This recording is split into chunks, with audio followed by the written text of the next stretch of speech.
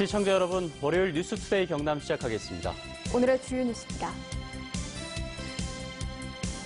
경남 마산 로봇랜드는 유치부터 개장까지 12년 동안 4명의 도지사가 바뀌고 시공사가 바뀌는 우여곡절이 많았습니다.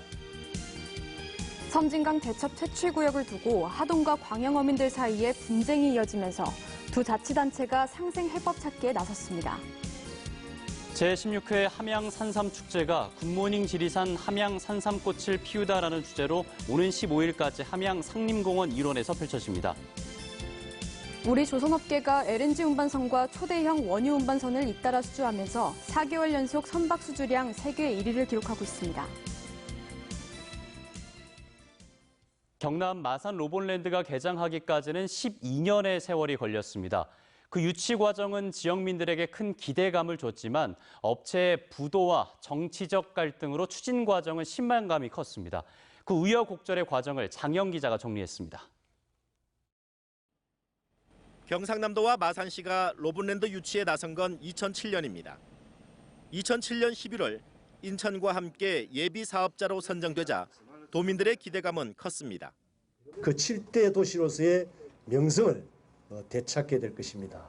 무엇보다도 이 남해안시대의 새로운 관광 레저의 거점으로서의 4조 원의 경제적 파급 효과와 4만여 명의 고용 창출 효과를 낸다고 알렸습니다. 꼬박 13개월 뒤인 2008년 12월 30일 마산은 최종 사업자로 선정됩니다. 하지만 공사를 시작하기도 전부터 잘못된 수요 예측과 특혜가 아니냐는 논란이 시작됐고 새로운 도지사는 사업 재검토에 나섭니다. 우선 협상자로 선정된 울트라 건설을 비롯해서 이런 컨소시엄의 이런 여러 가지 재무 능력이랄까 이 사업을 진행할 수 있는 역량까지를 포함해서 검토도 하고. 인천시가 로봇랜드 포기를 선언했고 국내 최초인 경남 마산 로봇랜드는 기공식을 열었습니다. 하지만 실제 공사가 시작된 건 23개월 뒤인 2013년 11월입니다. 시공사인 울트라 건설의 회생 절차로 1년 만에 공사는 또 중단됩니다. 새로운 사업자를 찾는 과정에서 경상남도와 창원시의 갈등으로 로봇랜드 사업은 좌초 위기를 맞습니다. 로봇랜드 사업은 시장이 책임지고 투자자를 물색해야 돼요. 저 조건 맞춰가지고 우리는 손을 뺄 테니까. 탄력을 받기 시작한 건 2016년 들었습니다. 새로운 사업자인 대우건설 컨소시엄이 1,000억 원 가량의 자금을 확보하면서 1단계 사업은 약속대로 올해 마무리됐습니다. 경남 마산 로봇랜드는 유치부터 개장까지 4명의 도지사와 시공사가 바뀌면서 12년이라는 세월을 보냈습니다. MBC 뉴스 장영입니다. 다음 소식입니다. 최근 MBC 경남에서 보도한 섬진강 치안 문제의 시작은 하동과 광양 어민들의 제첩 채취 구역을 둘러싼 갈등이 원인이었습니다. 강 중간의 경계를 명확하게 그을 수는 없다 보니까 문제가 반복되고 있는데요. 두 자치단체가 상생하기 위한 해법 찾기에 나섰습니다. 신동식 기자입니다. 물이 빠진 섬진강에서 어민들이 거랭이를 끌어 제첩을 잡고 있습니다. 강 중간에 광양 어민들이 설치한 부표가 보입니다. 하동과 광양 어민들은 지난 1998년 구두 합의를 통해 결정된 경계선을 기준으로 제첩을 채취하고 있습니다. 국토지리정보원이나 하천법이 정한 경계와 별개로 하동읍 목도리 하저구 선착장 입구에서 옛 섬진철교 교각 사이를 연결한 직선입니다. 그러나 물 위에 명확하게 선을 그을 수 없다 보니 어민들 사이에 크고 작은 실랑이가 반복됩니다. 하동군과 광양시는 양쪽 어민들이 합의하는 경계선에 공동 부위를 띄울 계획입니다. 물 많이 빠지게 되면 우리 공무원 입회해가지고 이쪽 부분이 최고 분쟁 지역이 되다 보니까 이 부분은 정확히 명확히 해서 상호 발생이 안 되게끔 그렇게 하기로 계획을 해놨습니다. 광양시도 섬진강 어민들 사이의 분쟁이 영원한 지역 갈등으로 비춰지지 않을까 조심스럽습니다. 준영구적으로 사용하는 경계 부위를 설치해 추가적인 주민 갈등을 방지할 방침입니다. 눈에 보이는 게 있어야 돼요, 실은. 그 현장에서는 물속에 이렇게 있다 보면 자기도 모르게 경계를 넘어가는 경우도 있고 막 그래요. 하동군과 광양시는 섬진강 제첩잡이를 공동으로 국가 중요 어업유산에 등재한 데 이어 유네스코 세계농업유산 등재를 준비하며 화합 분위기를 이어가고 있습니다. 제첩으로 하나 된 섬진강 이웃사촌 사이의 갈등을 마무리하고 상생과 공생의 길을 찾는 지혜와 주민들의 이해가 필요해 보입니다. MBC 뉴스 신동식입니다.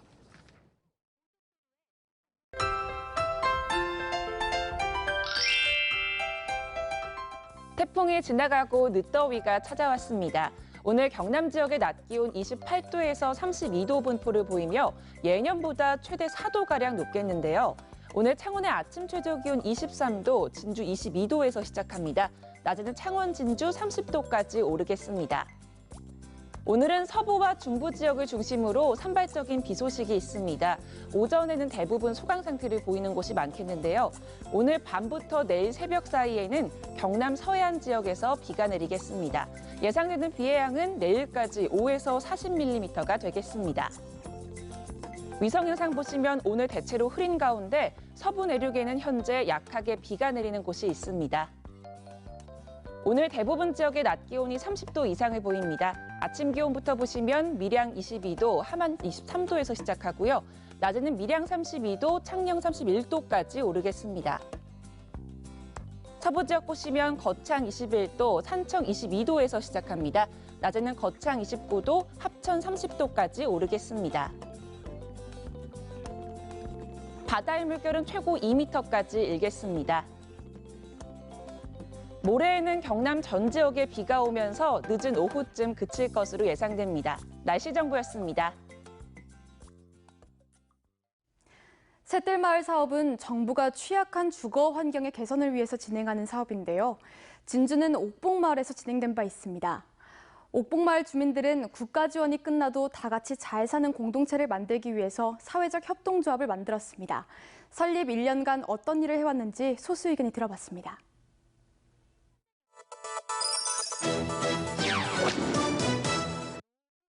그때 당시에 이제 이 마을의 현황은 한 670여 가구, 인구는 한 1,400여 명, 30년 이상 된 노후주택이 50% 이상 되는 그런 이제 상당히 그 생활 여건이 취약한 지구여서 얘가 이제 사업적 선정이 된 건데요.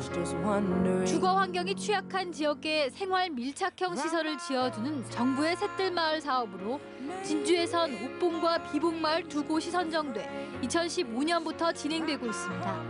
눈에 보이는 환경 개선이나 이제 이런 것들이 진척이 돼야 되는데 그런 게 약간은 지지부진한 측면이 있었고.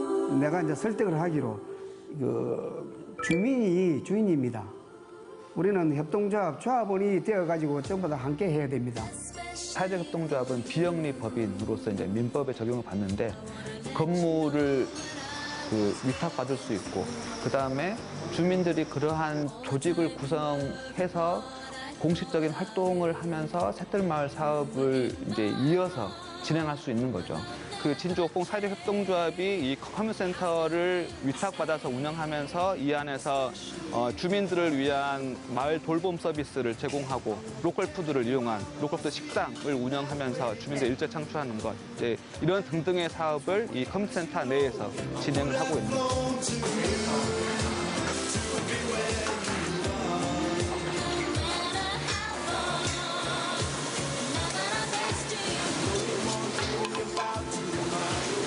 생산자하고 직거래해서 식당을 운영한다고 해서 그런 식당이 있는가 싶어서 이제 들어왔는데 음식이 굉장히 담백하네. 예, 자주 오는 편입니다. 숫자로 치면은 많이 왔으면 한 10대 번 왔는 것 같습니다, 제가. 지역에 LH 공사에서 근데 옥봉루를 그렇게 활동했고 그때 하다 보니까는 첫 번서부터 많이 가심들어 두고 우리가 많이 애용해 주는 편입니다. 샛들마을 사업 지역은 생활 환경이 열악한 지역인데 이런 지역에서 뭔가 사업체를 운영을 한다는 것은 힘든 거죠. 그에 대한 경영 노하우나 이런 것들이 부족할 수밖에 없는 상황이고 적자가 이제 예상될 수밖에 없는 구조인 거죠. 샛들마을 사업을 하고 있는 이 옥봉 지구는 지역에서 이제 그냥 하나의 섬이 되면 안 되는 거죠. 로컬푸드 식당 공간으로 운영하고 있는 이것도 이제 그런 차원에서 운영을 하고 있고, 그래서 이제 예를 들면 여기에서 회의를 하고 그다음에 식사를 한다든지 이제 주민들이 공동으로 이용할 수 있는 이러한 공간들을 지역에 개방하면서 지역과 연결하려고 이렇게 노력하고 있습니다.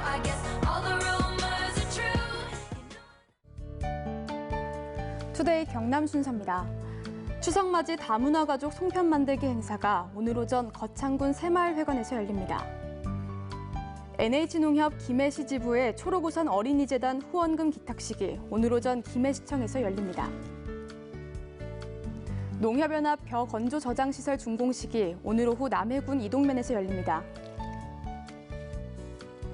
진주시 상평교와 혁신도시 자전거도로 개통식이 오늘 오전 진주시 바람모아 공원에서 열립니다. 경상남도는 태풍 링링으로 파손된 진주성 성곽과 해인사 학사대 전나무에 대해 현장 보존 조치에 들어갔습니다. 농촌 지역에선 강풍으로 쓰러진 벼를 세우고 과수농가와 시설하우스 단지에선 피해 복구 작업이 진행됐습니다. 도내엔 이번 태풍으로 150여 건의 강풍 피해 신고가 접수되었습니다. 지난달 부산, 울산, 경남 지역 상장 기업들의 시가총액이 한 달 만에 2조 원 넘게 사라진 것으로 집계됐습니다. 코스닥 대장주인 신라젠의 임상실험 중단이 큰 영향을 미친 것으로 분석됩니다. 민성빈 기자의 보도입니다. 한국거래소가 발표한 지난달 부산, 울산, 경남 지역 194개 상장사의 시가총액은 46조 1,980억 원, 지난 7월 48조 3,330억 원과 비교해 2조 1,000억 원 이상 줄었습니다. 부울경 코스피 종목의 시가총액은 0.46% 감소에 그친 반면 코스닥은 12.89%나 감소했습니다. 부울경 코스닥 대장주인 신라젠이 신약 임상실험 중단으로 시가총액의 76%인 2조 4천억 원이 증발한 것이 컸습니다. 부울경 전체 시가총액 감소분을 넘어서는 수치입니다. 일부 바이오 업종에 대한 신뢰도 저하로 인해 투자 심리가 악화된 것으로 보입니다. 또한 미중 무역 분쟁, 한일 간 무역 갈등 등의 불확실성으로 부울경 지역의 거래량과 거래대금이 모두 감소한 것으로 판단됩니다. 부울경 상장사들의 시가총액이 전체 주식시장에서 차지하는 비중은 3.03%에 그치고 있습니다. 지역 기업의 관심이 큰 부울경 투자자들의 거래량과 거래대금 역시 10% 이상 줄어 다른 지역보다 감소폭이 컸습니다. 남은 하반기에도 부울경을 포함한 전체 국내 증시 전망은 그다지 밝지 않은 상황. 국내 기업들의 실적이 부진한 정도가 예상보다도 심해 실적을 기반으로 시장을 바라보면 1900포인트에서 2000포인트 사이에서 지루한 박스권이 이어지는 모습을 보일 것으로 전망됩니다. 특히 미중 무역 분쟁 동향과 미국 연방공개시장위원회의 회의 결과에 따라 국내 증시도 큰 영향을 받을 것으로 전망됩니다. MBC 뉴스 민성빈입니다. 울산시 의회가 뚜렷한 기준 없이 억대 연봉을 받는 공공기관장의 보수 총액을 제한하는 이른바 살찐 고양이법 제정을 추진하고 있습니다. 하지만 조례가 제정된다고 하더라도 권고안에 불과하고 성과급이나 업무 추진비 등은 제외한 것이어서 고액 연봉 논란은 계속될 전망입니다. 최지호 기자입니다. 자치단체 산하 공공기관의 연봉 상한선을 정해두는 조례는 지난 5월 부산시의회가 처음 제정했습니다. 공공기관장은 최저 시급의 7배, 임원은 6배까지만 보수를 받도록 하는 내용으로 울산시의회도 지난달 자유한국당 고우근 의원이 대표로 발의했습니다. 자치단체장이 바뀌면 공공기관장은 다 바뀝니다. 임금의 기준도 없고 별거 없었습니다. 공공기관 임원이 지나치게 높은 연봉을 받는 것을 제한하는 이른바 살찐 고양이 조례는 당초 시의원 12명의 찬성으로 발의돼 통과가 무난할 것으로 예상됐습니다. 그러나 상임위원회인 행자위 심사 단계부터 실효성 논란이 불거졌습니다. 올해 최저 시급 8,350원을 기준으로 산출한 연봉 상한선은 1억 4,600만 원. 그런데 울산시 산하 9개 공공기관장 연봉은 최저 6,250만 원부터 최고 1억 2,700만 원으로 전부 상한선을 밑돌아 있으나 마나한 조례라는 겁니다. 울산시 경우는 울산 발전 요건을 제외하고는 많이 그런 사항이 없습니다. 그래서 7배가 과다한 게 아닐까, 실제 실효성에 있어서 문제가 있지 않을까. 이 때문에 울산의 현실에 맞게 상한선을 더 낮춰야 한다는 의견이 제시됐고 행자위는 공공기관장에게 최저시급의 6배, 임원에게 5.5배까지만 연봉을 지급하는 내용으로 조례안을 수정 가결했습니다. 내년 최저시급 8,590원을 적용하면 보수 한도는 최대 1억 2,900여만 원입니다. 하지만 이러한 조례는 강제성이 없는 권고안에 그칠 뿐이고 업무 추진비와 경영평가 성과급을 더하면 연봉 상한액 제한이 무의미하다는 비판이 여전히 존재하고 있습니다. 시의회는 오는 9일 본회의에서 해당 조례를 최종 심의할 계획입니다. MBC 뉴스 최지호입니다. 어젯밤 10시 5분쯤 고성군 고성읍의 5층짜리 모텔 3층 객실에서 불이 나 옆방에 있던 투숙객 34살 문모 씨가 연기를 마셔 병원으로 옮겼지만 숨졌습니다. 불은 내부 21제곱미터를 태워 소방서 추산 2천만 원의 재산 피해를 낸 뒤 40여 분 만에 꺼졌습니다. 경찰은 불이 난 객실에서 연기가 새어나왔다는 종업원의 진술을 토대로 정확한 화재 원인을 조사하고 있습니다. 한국 조선업의 수주량이 4개월 연속 세계 1위를 기록했습니다.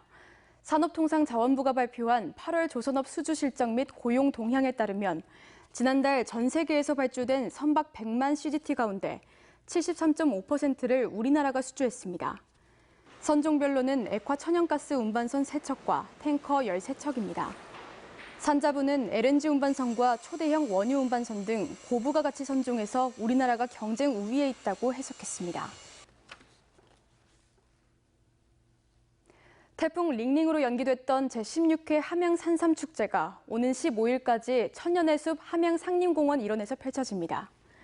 올해 축제는 굿모닝 지리산 함양 산삼꽃을 피우다란 주제로 산삼 캐기 체험과 황금 산삼을 찾아라, 산삼 경매 등 가족과 연인 등 다양한 연령이 함양 산삼의 역사와 문화를 체험할 수 있는 프로그램으로 진행됩니다. 창원시가 로봇랜드 개장에 맞춰 시내버스 노선을 개편 운영합니다. 이번 개편으로 직행버스 801번은 종점지를 로봇랜드로 변경하고 구산면 행정복지센터를 경유합니다. 읍면버스 62, 63, 64, 65번도 로봇랜드 경유가 추가됐습니다. 주말엔 경남대 남부터미널을 출발해 로봇랜드에 도착하는 임시 직행버스가 투입됩니다. 진주시가 다음 달부터 시내버스가 다니지 않는 진주 지역 12개면 31개 마을에서 50세대의 브라보 행복택시를 시범 운행합니다. 브라보 택시의 요금은 100원으로 벽지 마을에서 면 소재지까지 정기 운행하며 시범 운행을 거쳐 내년에는 다른 마을로 점진적으로 확대 운행됩니다. 하동역 앞에 새로 지은 하동 버스터미널이 다음 달 1일 개통합니다. 하동구는 버스터미널의 개통과 함께 거리에 비례해서 받아오던 농어촌 버스의 요금을 기본 요금인 1,250원만 내는 단일 요금제로 개편합니다. 하동 버스터미널은 44억 원의 사업비로 지난해 12월 공사를 시작해 지상 2층의 현대식 여객버스터미널과 공영주차장으로 조성됐습니다. 김해가 명품 도자산업의 메카로 집중 육성됩니다. 중소벤처기업부는 김해 진례면의 도자 제조업 육성 공동기반시설을 소공인 직접지구 구축 사업으로 최종 선정해 국비와 도비를 포함해 45억 원을 지원할 계획입니다. 이번에 선정된 도자 제조업 육성 공동기반시설은 도자기 전시 판매장과 공동 R&D 연구개발시설, 복합 문화교육장 등을 갖춘 기반시설로 클레이아크 김해미술관 부지 내에 오는 2021년까지 완공해 운영할 계획입니다. 경상남도가 미세먼지 배출원 감축을 위해 당초 예산 234억 원보다 155% 늘어난 364억 원을 편성했습니다. 경상남도는 노후 경유차 조기 폐차 지원에 93억 원을 추가 확보하고 차량 운행 제한 단속 시스템 구축 사업비 20억 원을 신규 편성했습니다. 또 소규모 영세 사업장에 굴뚝 자동 측정기 설치 예산을 증액하는 등 산업체 관리를 강화합니다. 경상남도 소방본부가 추석 연휴 다중이용시설과 화재 취약시설의 안전관리 등 화재 예방 활동을 계속합니다. 경남소방본부는 전통시장과 터미널 등의 비상구와 소방시설 폐쇄 등을 집중 점검해 17곳을 연휴 이전까지 개선하도록 했습니다. 또 연휴 기간 화재 특별 경계 근무를 서고 119 구급 상황관리센터의 응급 의료 상담 업무 지원도 강화할 계획입니다. 사천 지역 주민들이 고성군 상리면 사천강 인근에 반치되어 있는 폐기물 처리 업체가 최근 잦은 비 때문에 사천강을 오염시킬 우려가 있다며 대책을 촉구하고 있습니다. 해당 업체는 오는 9일까지 폐기물을 처리하겠다는 의사를 밝혔지만 최근 폐기물 처리 명령 미이행으로 3개월 영업정지의 행정처분을 받자 근무자가 출근을 하지 않는 등 업무가 원활히 이뤄지지 않고 있다고 사천시는 설명했습니다.